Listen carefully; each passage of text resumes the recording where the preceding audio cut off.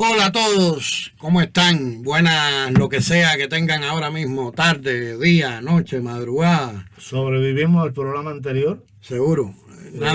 Hasta ahora nadie se ha quejado. Sí. Ahora, a mí nunca me gusta decir buena, porque siempre hay alguien que durmió mal. Y te dice, Alguien que no la tiene tan buena, ¿no? Sí, No importa, se le va a poner buena ahora. Hola. Con el programa. Gracias por estar ahí, gracias por la sintonía. Esto es En Humor a la Verdad, este pequeño espacio en el que Ramón Fernández Larrea y un servidor, Iván Camejo, reflexionamos, hablamos un poco del humorismo de manera general o de manera específica, según como tengamos el día. Sí, has bebido, no has bebido. Sí. En Radio Tubi. Incluso puede que en algún momento ni hablemos de eso y toquemos otro tema, no sé, por hablar de economía, de deporte, de política. Si hoy gracias a las redes sociales la gente se ha vuelto experta en todo. Así que... Hablar cáscara, que es lo más variado que hay. Hablar, ¿cómo es? Cascarita de piña, como se decía. Hoy vamos a hablar, bueno, no exactamente ese tipo de cáscara, pero vamos a hablar de ciertos temas que nosotros al menos consideramos importantes en el humor cubano, que tienen que ver con las instituciones que se crearon alrededor de todo este movimiento humorístico, y cómo funcionaron y qué logros tuvieron, qué virtudes, qué defectos. Por supuesto, siempre con Ramón vamos a estar hablando de algunos de estos grandes comediantes cubanos que marcaron una huella en nuestra cultura, en nuestra forma de acercarnos al humor y de disfrutar el humor también. Que estábamos conversando ahorita y Ramón me decía con toda razón, pues yo creo que el público cubano sobre todo lo ve así. El humor no es solo aquello que te provoca una gran carcajada, una risa esa incontenible. Hay muchas cosas que solamente buscan una pequeña reflexión, un estado de ánimo. Un desahogo, tú dices, bueno, sí, un cambio de temperatura corporal, un cambio de ánimo. Tú te ríes, pero te puedes reír con una cosquilla, te hacen cosquilla y te ríes. Sí, los perros también lo hacen, por lo menos enseñan los dientes, ¿no? Pero el humor pasa por el cerebro, es inteligencia, es una reacción cuando tú logras entender, y logras entender cuando tienes más referencia. Mientras más referencia tienes, más entiendes. Sí. Y te puedes reír, bueno, en primer lugar de ti mismo, porque eso es lo primero que han hecho los grandes comediantes. Que es a lo que yo le llamo el sentido del humor, el verdadero sentido del humor. O sea, creer que tú también eres blanco de ese humor que tú trabajas, ¿no? Porque muchas veces el cubano, a ver, eso en realidad yo lo he oído decir en muchos países. Todo el mundo, en México te dicen, los mexicanos nos caracterizamos por tener un gran sentido del humor. Sí. En Cuba los cubanos nos caracterizamos, los argentinos nos caracterizamos. Y entonces, más allá de quitarle o no la razón a la gente, bueno, eso ya se ha convertido en un cliché que te lo repiten en todos los lugares donde tú llegas. El sentido del humor es una cosa muy complicada, no es eso que tiene todo el mundo, que todo el mundo cree que tiene, sino... es precisamente tener una conciencia de que el humor no solo es para usar como objeto lo que te rodea, sino a ti mismo también. Y yo pienso que en gran parte el cubano está acostumbrado a que la burla sea con otro, no consigo mismo. Sí, claro, está compleja. Dicen los que saben que el humor es tan saludable como el sexo. Incluso tú te ríes cuando no puedes tener sexo. Fíjate qué cosa, o cuando te sale mal. Sí. Pero dicen que sí, que son los dos ejercicios más completos para el cuerpo humano. Yo creo que todos los seres humanos tienen sentido del humor, tienen humor. Lo que pasa es que varía. Yo creo que uno de los que más, aunque no lo parezca, más humor tienen son los caníbales. Fíjate que terminan alimentándose de ti. Sí, claro. Eso sí es como objeto de estudio. Claro, pero es verdad. Eso. Bueno, esto lo tiene en una fecha tan temprana como mediados de la década del 20, en la que Jorge Mañach hizo aquel famoso aquella conferencia que después se publicó, Indagación al Choteo, hablaba de ese tema, o sea, de que el cubano está preparado para reírse de todos menos de sí mismo. Que cuando la cosa va con uno, ya uno se pone serio. Y que eso, reírse de sí mismo, o sea, ese choteo, te hace, en primer lugar, no tomar tan en serio. O sea, no ves las dimensiones de lo que te está pasando. Y por eso es que Cuba fue la última en liberarse de España. Y ahora tú no sabes qué es lo que va a pasar porque hemos aguantado como unas bestias. Por el sentido de humor del cubano. Sí, ¿no? Dice, oye, no hay comido, que me metí 8 horas en la cola del pollo. Ya hacen chistes sobre eso, memes. ¿Tú viste la cantidad de memes que hay sobre sí, los apagones? Sí. Entonces mañana estuviera aplaudiendo. Generar, por lo menos material para crear humor hay bastante, pero bueno, yo creo que vamos a terminar muriéndonos de la risa al paso que vamos. Pero es verdad que lo primero que hay que tener cuando hay, no voy a hablar de cultura, cuando hay un poco más de conocimiento, cuando hay educación civil, educación cívica, que tú tienes, no sé, una acumulación, hay pueblos que lo tienen más que otros, los alemanes, los franceses, tienen un poco más de cultura de convivencia quizá, entonces a ti no te da por confundir el humor con humillación, tú no humillas, tú no te burlas claro. Tú te burlas de las circunstancias que nos pueden pasar a todos, a unos más que a otros, ¿no? Claro. Pero bueno. Es que el humor tiene, en el fondo, tiene como un componente ahí edificante. Es algo sano, el humor es algo sano, aun cuando pueda parecer muy, muy fuerte, digamos, en algunas formas como la sátira, el sarcasmo mismo, pero siempre yo pienso que detrás de toda esa subversión que es propia del humor, siempre hay como un contenido positivo, ¿no? De ver la vida de otra manera y de tratar de situarse en un nivel de superioridad espiritual con respecto a los problemas que rodean a uno. Sí, claro, hasta en el humor negro hay su enseñanza filosófica. En el primer programa estábamos hablando de todo lo que se ha censurado en el arte de manera general, con todas estas nuevas tendencias que hay. El humor, por supuesto, ha sufrido muchas laceraciones, muchos cortes de muchas cosas en la televisiva, en muchas cosas, y siempre ha estado el tema de hasta dónde se puede llegar en el humor, de lo que se debe tratar y lo que no, que incluso ya casi que entronca con el tema de la libertad misma dentro del arte, hasta dónde el arte se puede permitir ciertas transgresiones o quedarse dentro de determinados límites que ya tienen que ver con la ética, con la moral, con el respeto, con ciertas cosas. Como nosotros no somos filósofos, seguimos haciendo humor de lo que nos dé la gana. Claro. Y si en algún momento nos censuran algo, lo quitamos y ponemos otra cosa. Contra todas las banderas, ¿no? Y primero ponemos una reclamación antes de... Seguro, también. Mira, no, lo que te iba a decir es que... Pero en Facebook no te ha pasado que, por ejemplo, tienes un tipo, o varios que siguen tus publicaciones, tus memes, le gustan, muchísimo, y de buena primera, por un motivo específico, un meme en específico que le parece algo personal, sí, te escriben y te dicen, coño, esto no me gustó. Sí, claro. ¿Por qué? Porque él se lo tocó en lo personal. Claro. O porque se vio reflejado a alguien que aprecia, claro, que estima. Sin embargo, en todo lo demás sí lo fue disfrutando. Lo fue disfrutando porque no tenía que ver con él propiamente. Claro. Entonces eso es lo que decía Mañez y es lo que todavía hoy sucede. Y hay quien no te lo dice, pero sí lo informa y te mete o sea, te denuncia. Te bloquea esto, te denuncia la publicación y luego te meten a ti 30 días sin Facebook. Lo que te iba a decir es que la humanidad no está preparada ahora mismo para vivir 30 días sin Facebook. No. Por lo menos yo. Hay dos cosas que no puedo. Yo me suicido. Yo me di cuenta esta mañana. Hay dos cosas para las que no estamos preparados. Una, para estar bloqueado en Facebook más de una semana. Y la otra, ir al baño sin el teléfono.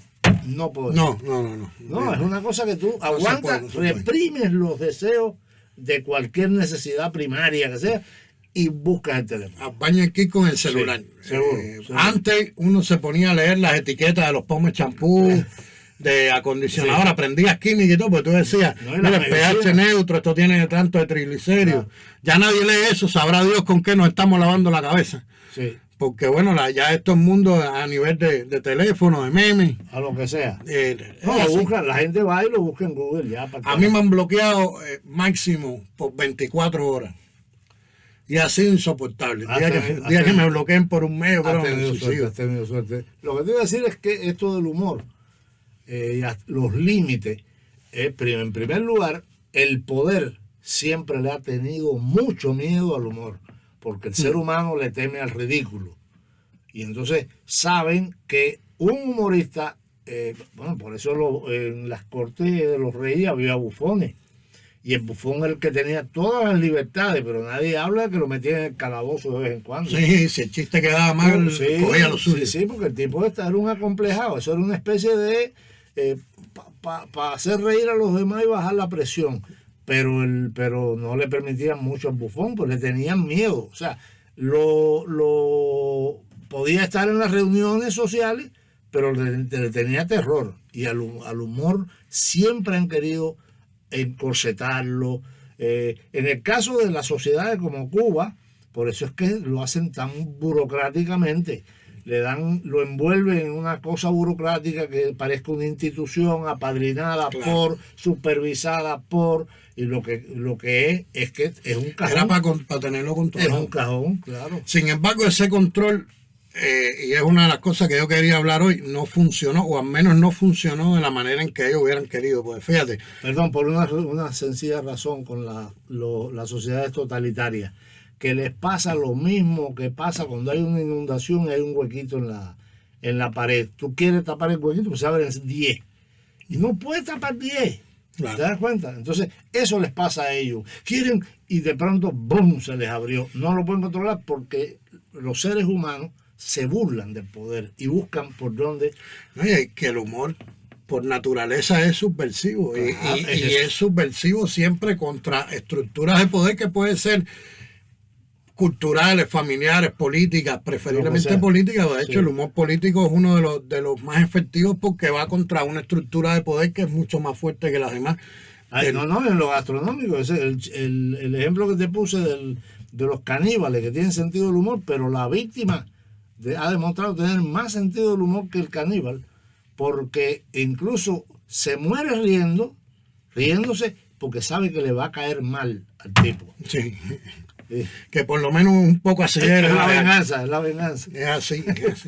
No. Pues desde el punto de vista institucional, Cuba tuvo en un momento determinado, a mediados de los años 70 ya se había hecho, que además fue una época bastante complicada desde el punto de vista cultural en Cuba, de censura, de represión cultural y de eliminación de cosas, de lugares y de publicaciones. Una de las cosas que cerró, si mal no recuerdo, como en el año 74 ya, fue el Teatro Martí, que no se continuó haciendo, un teatro que ya habíamos hablado de una crónica social, de humor político, de un teatro que era un poco el cronista de esas circunstancias que lo fue anterior a la Revolución del 59 y lo siguió siendo después. Una cosa curiosa, el Teatro Martí fue un teatro familiar, porque podían ir hasta los niños. Sí. Yo recuerdo por lo menos que mi mamá me llevó a 2 obras. Hablaba de Enrique Núñez Rodríguez ayer. Yo vi Dios te salve, comisario, y vi Sube y Baja con Julito Martínez. Yo era un niño. Ahora no me acuerdo si tenía 7 o 10 años, pero yo me acuerdo del... Era un teatro que precisamente por esas características desapareció. O lo desaparecieron, para hablar en plata. Y sobre todo muchas personas que esgrimieron el criterio de que este teatro popular no formaba parte de ese arte o de ese nuevo concepto estético que debería cerrar el proceso revolucionario. El del pasado. Y entonces con esos criterios dejó de existir el Martí, dejó de existir el Teatro Musical de La Habana también. Sí. Y de buena primera, el panorama ya de principios de los 80 era de un humor muy blanco, muy apegado al costumbrismo, en 2 o 3 programas que sobrevivían en la televisión, que era San Nicolás Peladero, porque hacía alusión a una época autorizado anterior. Reírse del pasado. Claro, y entonces estos programas como Detrás de la Fachada, Si no fuera por mamá, todos estos programas que eran más de conflictos familiares, de infidelidad, de temas de apartamento, de vecinos, o sea, que no tenía ningún tipo de alusión a la sociedad, a la política, a los problemas reales, ¿no? Que se mantuvieron así muy aisladamente, con algunos casos especiales como el de Zumbado, que sí siempre fue un gran cronista de todo eso, y el DDT, que no sé en qué año exactamente surgió, pero lo podemos buscar ahí, sí. Que también en sus inicios fue con aquellos grandes caricaturistas, Juguel, sí. Con muchísima gente que además no solamente buenos en su estilo, sino también en el contenido de su trabajo. Manuel. A Juguel es posterior, pero bueno, entró en esa de los grandes en esa época. Pero mira lo curioso, que yo recuerdo todavía, no tengo la exactitud, programas como Casos y Cosas de Casa, que tenían a buenos actores y era un humor de esos apartamentos. Pero yo recuerdo que los protagonistas, sobre todo Coqui García y el protagonista, todavía en ese momento vestían de saco y corbata. Y después se quedó Detrás de la Fachada, que todo el mundo la manga de camisa. O sea, ya no había elegancia. Se acabó la elegancia del pasado, de antes.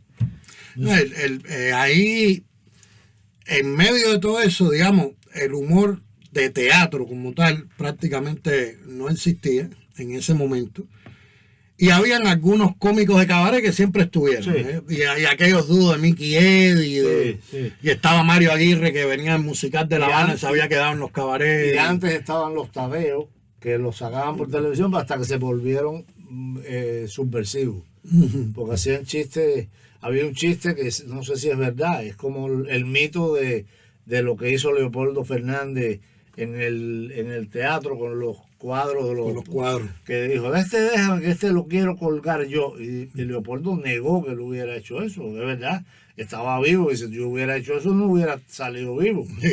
Es verdad, pero la gente le atribuía claro, porque eran los deseos que tenía. Pero bueno, alguien debe haber hecho habían un chiste de los Tadeos que fue en los años 60, cuando las nacionalizaciones, y entonces a partir de ahí desaparecieron los Tadeos, que era el dúo ese de Pala y Yunque, ¿no? Figura y contrafigura. Sí. Y entonces el chiste decía, ¿cuál es el colmo de un presidente? Se matara al pueblo de hambre y regalarle el entierro, porque los entierros empezaron a ser gratis en Cuba, pero la gente estaba pasando una brisa del carajo. Y a partir de ahí no se vieron más los Tadeos. Ese fue su último chiste. Claro. Pero el humor de cabaret era permisible hasta un punto, porque bueno, la gente decía, tú de lo que te ríes borracho no lo recuerdas. Y tampoco era un humor en aquel momento, no era un humor político. Era más de lo sexual, claro, de la infidelidad, del machismo, de ciertos temas, claro, que en definitiva no eran incómodos para el gobierno, ni mucho menos. Ya a mediados de los 80 hay un fenómeno que se dio en Cuba que marcó de manera vital la forma de hacer el humor, que fue la visita de Lelutier. Sí, en el 84. En el 84. La visita de Lelutier a Cuba. Yo incluso no tuve la oportunidad de verlo personalmente. Fui a verlo al teatro, ahora estuvieron en Miami hace poco.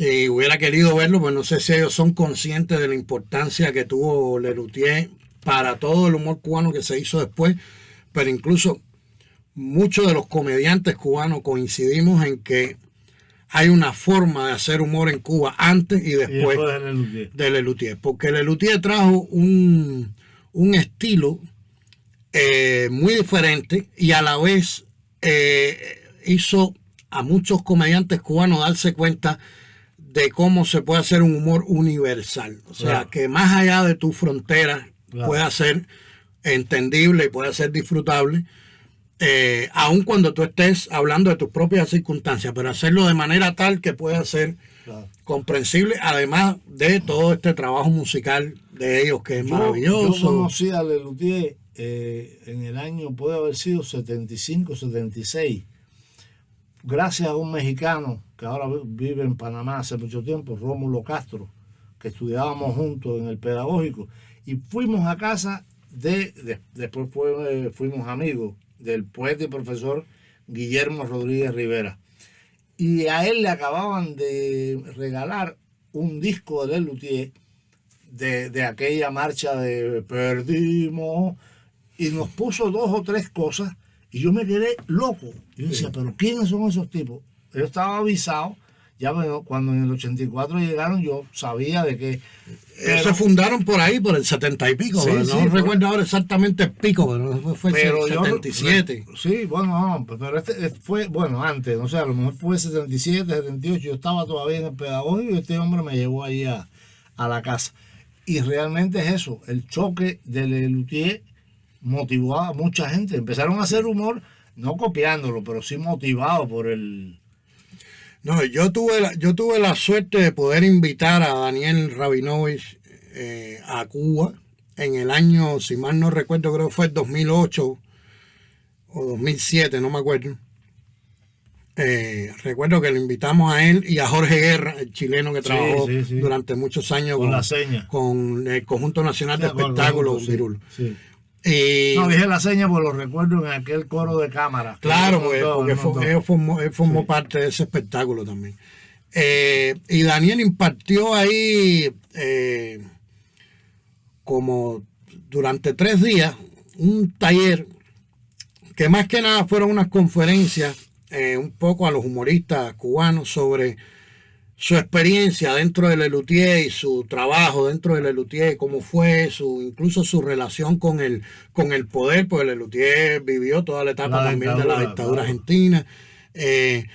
Y fue un encuentro muy interesante porque él no sabía la influencia que había dejado Lelutier en Cuba, que se empezó a ver después en muchos de los grupos que surgieron ya después de la segunda mitad de los 80, como la Seña del Humor de Matanza, que es uno de los grupos para mí, quizás el grupo emblemático del humor cubano. La Seña del Humor, que empezó como un proyecto literario, se llamaba Tubería de Media, y luego decidieron un gran poeta y Aramis Quintero, Pepe Pelayo, y decidieron meterse en el trabajo ya escénico. Hicieron aquel famoso espectáculo Jaguar You Claudio, y luego el encuentro de ellos con el Conjunto Nacional de Espectáculos que dirigía Virulo, donde hubo gente muy valiosa, el propio Jorge Guerra que trabajaba con ellos, Ana Lidia Méndez que está aquí, Carmita Ruiz, Zulema Cruz, Carlos Ruiz de la Tejera. Ahí hubo espectáculos donde estuvo incluso Bobby Carcasé, muy bueno. Porque además eran unos grandes espectáculos musicales que afortunadamente en aquel momento se transmitieron por la televisión, porque yo recuerdo La Esclava contra el Árabe, el Bateo de Amadeus. Yo no los vi en teatro. El Güey con Colón. Los vi por televisión, sí. Se lograron grabar algunos discos, porque Génesis, según Virulo, está grabado en un disco de La Gren.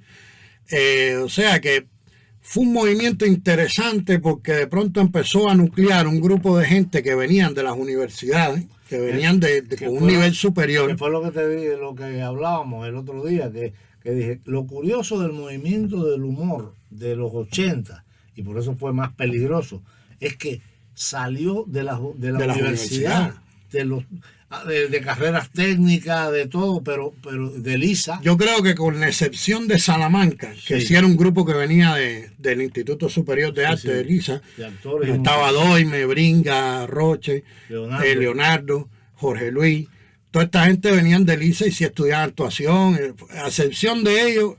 El resto eran aficionados, eran de la CUJAE, de otras universidades. Ahí estaba, hubo muchos, Lengua Viva, grupo aquel Cota de Proyecto, donde estaba Coyula, estaba ¿cómo se llamaba? Los hepáticos, los Divepa. Sí. O sea, de pronto hubo como un despertar de Y un no, tipo y de humor otro. incluso escénico, un Y humor no, y otro concebido que para la también escena, no y otros. Que estaban Con Eduardo Ellano, Cruzata, con Luis Felipe. Luis Felipe Capo, Era, Sí. Jorge Alberto Jape, que también empezó básicamente escribiendo, Como o sea, empezó literatura, como un sí, grupo literatura. literario y luego comenzaron a hacer sus espectáculos en la escena. Hubo como un despertar ahí, además muy interesante, porque era un humor totalmente diferente a lo que el cubano conocía como humor hasta ese momento, que eran todos estos programas costumbristas de la televisión, que no es que fueran malos, yo los disfruté mucho de joven, pero era un humor totalmente diferente y con una calidad, con una novedad. Yo, por ejemplo, recuerdo, estaba yo en Pinar del Río, estaba como en secundaria, cuando fue Salamanca con aquel famoso espectáculo que se llamaba Cadáver Exquisito. Sí. Y yo me quedé maravillado con eso. Yo dije, esto es lo que yo quiero hacer. Yo tenía un piquetico. Hacíamos humor y eso, pero estábamos como tratando de encontrar un camino ahí. O sea, de hacerlo en serio, lo que estábamos buscando. Y el camino me lo dio esta gente cuando yo los vi actuando en ese espectáculo y vi sobre todo ese tipo de humor, porque yo no había consumido humor de otro tipo. Yo veía La Seña, porque durante un tiempo tuvieron un pequeño programa en la televisión. Sí. Señavisión, no recuerdo el nombre. Pelayo lo tiene ahí Gracias en a Jorge Guerra, blog. claro, él hizo la... Y una vez recuerdo que La Seña fue a actuar al Teatro Milanés, ahí en Pinar del Río. Yo los vi en vivo, me pareció maravilloso. Y luego con Salamanca, esta historia tan contemporánea, tan interesante, yo dije, este es el tipo de humor que yo... Lo curioso es que ellos nunca, o sea, todos estos grupos, nunca hicieron concesiones al facilismo para buscar la risa. Y la gente se reía. Y la gente era la que iba a buscar ese humor, porque el Acapulco se repletaba, Sí. el Carlos Mar se repletaba. Cada vez que actuaban o hacían un festival se repletaba. Tenían seguidores, gente joven que lo entendía todo. No era el humor Y de eran cabaret, aquellos el humor- famosos festivales Miramar que se hacían en Carlos Mar, un teatro que tiene una capacidad para 5.000 personas y se repletaba. se llenaban. Se repletaba. Sí. Y eso, todo ese movimiento, en un momento determinado y bajo la égida de Virulo, se le llamó Centro del Humor. Sí. Pero no fue una institución desde el punto de vista oficial, o sea, con como se hacen las instituciones en Cuba, con un nombramiento, con un papel, con una pertenencia, un ministerio determinado, Sí, o sea, sino que era más bien con hoja, con el membrete. por eso, ¿no? era un grupo de artistas con un interés común reunidos en torno a un lugar que le dieron, que fue el Acapulco. Y un proyecto. Y que, como era de esperar, al no tener un respaldo tampoco oficial ni nada de eso, terminaron fajados con el ICAI y el ICAI los votó de ahí, así, sin medias tintas. Le dijeron, se tienen que ir de aquí y se acabó ese centro. También Virulo ya se había ido para por eso México. que me sacaron del cine. No, pues yo sin saber qué. Yo creo que tú no te habías dado cuenta. No, apagaron las luces y decían, se tiene que ir. Y decía, ¿por qué?